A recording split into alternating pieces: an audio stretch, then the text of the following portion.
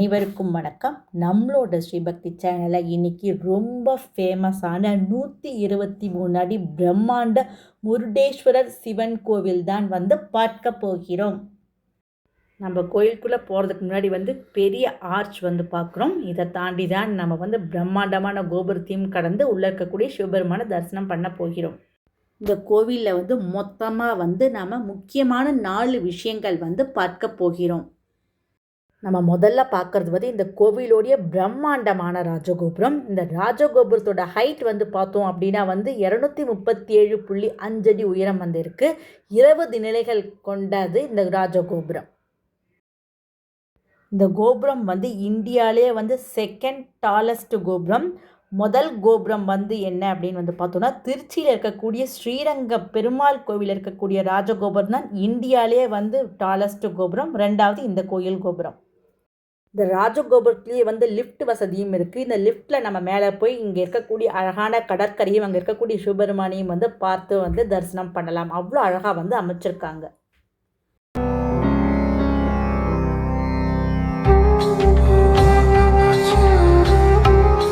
இந்த கோவிலில் அடுத்தது இரண்டாவது முக்கியமான ஆத்மலிங்கத்தை தான் தரிசனம் பண்ண போகிறோம். இந்த ஆத்மலிங்கம் தான் இந்த கோவிலுக்கே மூலவராக அமைஞ்சிருக்கார். இந்த ஆத்மலிங்கத்துக்கு பெயர் தான் முருடேஸ்வரா.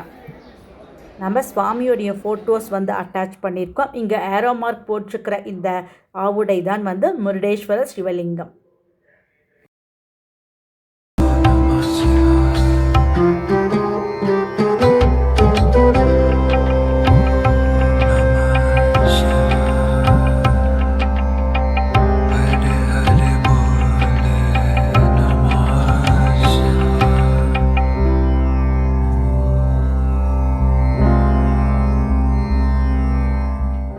அடுத்தது நம்ம மூன்றாவதாக பார்க்க போகிற பிரம்மாண்டமான விஷயம் இந்த கோவிலில் அமைஞ்சிருக்கக்கூடிய 123 அடி பிரம்மாண்டமான சிவபெருமானுடைய சிலை தான் பார்க்க போகிறோம். நம்ம இப்போ ஒரு குன்றின் மேலே ஏறப்போகிறோம். அங்கேயே பார்த்தோன்னா பிரம்மாண்டமான நந்தியோட சிலை அமைச்சிருக்காங்க. பார்க்கறதுக்கே ரொம்ப அழகாக சிலை இருக்கும். இந்த குன்று மேலே ஏறி நம்ம நிறையா சன்னதிகள் பார்க்க போகிறோம். இந்த குன்றுக்கு 60 ஸ்டெப்ஸ் இருக்குது. ரொம்ப ஈஸியாக ஏறுற மாதிரி தான் அமைச்சிருக்காங்க. நம்ம அடுத்ததாக பார்க்க போகிறது சுந்தர ராமேஸ்வரரோட சந்நிதி. இங்கே முன்னாடி லிங்கம் இருக்கும், பின்னாடி ராமர் லக்ஷ்மணர் சீத்தை இருப்பாங்க. இவங்க சிவலிங்கத்துக்கு பூஜை பண்ணுறதாக ஐதீகமாக இங்கே சொல்லப்படுகிறது. நாலாவது விஷயமா இந்த கோவிலை நம்ம அடுத்ததாக பார்க்க போகிறது பூ கைலாஷா கேவ். இந்த கேவுக்குள்ளே இந்த கோவிலுடைய ஹிஸ்ட்ரி அமைஞ்சிருக்கு. இந்த பூ கைலாஷா கேவுக்குள்ளே போகிறதுக்கு ஒரு டிக்கெட் 20 ரூபா சார்ஜ் பண்ணுறாங்க. அந்த குகைக்குள்ளே போய் தான் நம்ம இப்போ கோவிலுடைய வரலாறை தெரிஞ்சுக்க போகிறோம். ராவணனோட அம்மா சிவனுடைய ஆத்மலிங்கத்தை வச்சு பூஜை செஞ்சிட்ருக்காங்க. திடீர்னு அந்த சிவலிங்கத்தை காணும். இந்த சிவலிங்கத்தை தேடும் பொருட்டு ராவணனை கேட்குறாங்க.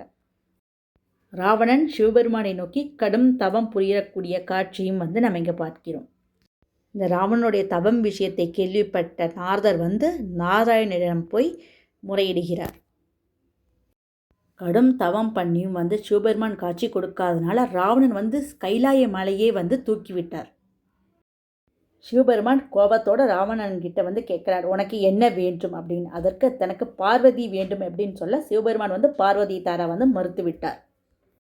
அப்போ நாரதர் ராவணனை பார்த்து பாதாள உலகத்தில் பார்வதி இருக்காங்க, நீ பாதாள உலகத்துக்கு போனேன்னா பார்வதியை திருமணம் செய்யலாம் அப்படின்னு சொன்ன உடனே ராவணன் பாதாள உலகத்துக்கு போகிறான்.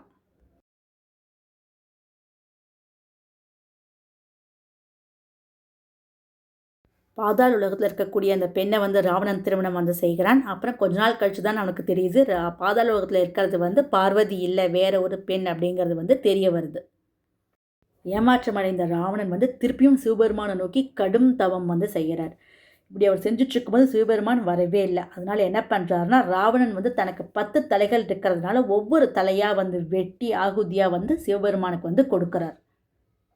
கடும் தவம் செஞ்ச ராவணனுடைய அந்த வேண்டுகோளை ஏற்று சிவபெருமான் அவர் முன்னாடி தோன்றி உனக்கு என்ன வேண்டும் அப்படின்னு கேட்கும்போது எனக்கு ஆத்மலிங்கம் வேண்டும் அப்படின்னு ராவணன் கேட்குறான். அதனால சிவபெருமானும் ஆத்மலிங்கத்தை ராவணன் கிட்ட கொடுக்குறார். நாரதர் விநாயகர்கிட்ட முறையிட்டு இந்த ஆத்மலிங்கத்தை ஸ்ரீலங்காவுக்கு கொண்டு போகாமல் நீங்கள் தான் தடுக்கணும் அப்படின்னு கேட்கவும் விநாயகர் பெருமான் அதுக்கு சம்மதிச்சு அந்த திருவிளையாடலை வந்து மேற்கொள்கிறார்.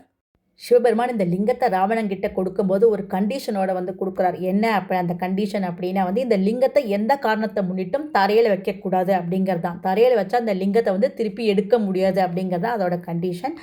ராவணனும் வந்து இந்த லிங்கத்தை எடுத்துகிட்டு வான் மார்க்கமாக வந்துட்டுருக்கா. அப்போ சந்தியா காலம் வந்ததுனால அந்த லிங்கத்தை கீழே வச்சுட்டு தன்னுடைய கடமைகளை முடிக்கணும் அப்படின்னு சொல்லி பார்த்துட்ருக்கும் போது தான் விநாயகர் பெருமான் வந்து ஒரு மாடு மேய்க்கிற பையனாக வராரு. அப்போ விநாயகர்கிட்ட அந்த லிங்கத்தை கொடுத்துட்டு ராவணன் வந்து சந்தியா காலக்கூடிய பூஜைகளை செய்ய போகிறார்.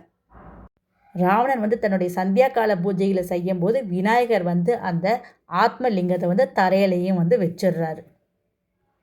பூஜைகளை முடிச்சுட்டு வேகமாக வந்த ராவணன் ஆத்மலிங்கம் தரையில் இருக்கிறத பார்த்துட்டு விநாயகர் தலையிலையும் ஒரு கூட்டும் வந்து வைக்கிறாரு. அதுக்கப்புறம் அந்த ஆத்மலிங்கத்தை எடுக்க பார்க்குறாரு. அவனால் எடுக்க முடியல. அந்த லிங்கம் வந்து உடஞ்சி பீஸாக 5 துண்டுகளாக வந்து மாறிடுறது. அந்த 5 ஆத்மலிங்கங்களும் உடைந்த பாகங்களும் வந்து ஒவ்வொரு கோயிலாக இருக்குது. அந்த ஒரு பாகமும் இந்த கோயிலையும் வந்து அமைஞ்சிருக்கு. இந்த கோவிலில் வந்து ஆவுடை மட்டும் வந்து அமைஞ்சிருக்கு. மகாபலேஸ்வரர் சிவலிங்கம், கோகர்ணா. 2வது இடம் வந்து நம்ம பார்த்துட்ருக்கிற முருடேஸ்வரர் திருக்கோவில். 3வதாக பார்த்துட்ருக்கிறது வந்து தரேஸ்வரர் சிவலிங்கம், இடம் தரேஸ்வர். 4வதாக நம்ம பார்க்குற ஆத்மலிங்கம் வந்து குணவந்தேஸ்வரர், இடம் வந்து குணவந்தே. 5வது ஆத்மலிங்கம் வந்து சஜ்ஜீஸ்வரர், அமைஞ்சிருக்கிற இடம் வந்து செஜ்ஜேஸ்வர். சிவபெருமானுடைய 5 ஆத்மலிங்கங்களும் வந்து கர்நாடகா மாநிலத்திலே வந்து அமைஞ்சிருக்கு. அடுத்ததாக நம்ம பார்க்கறது வந்து சனீஸ்வரருடைய சன்னதி. இங்கே வந்து ஃபோட்டோஸ்லாம் எடுக்கக்கூடாது அப்படிங்கிறதுனால நாங்கள் மேலேருந்தே வந்து உங்களுக்கு இந்த சன்னதியை வந்து காமிக்கிறோம்.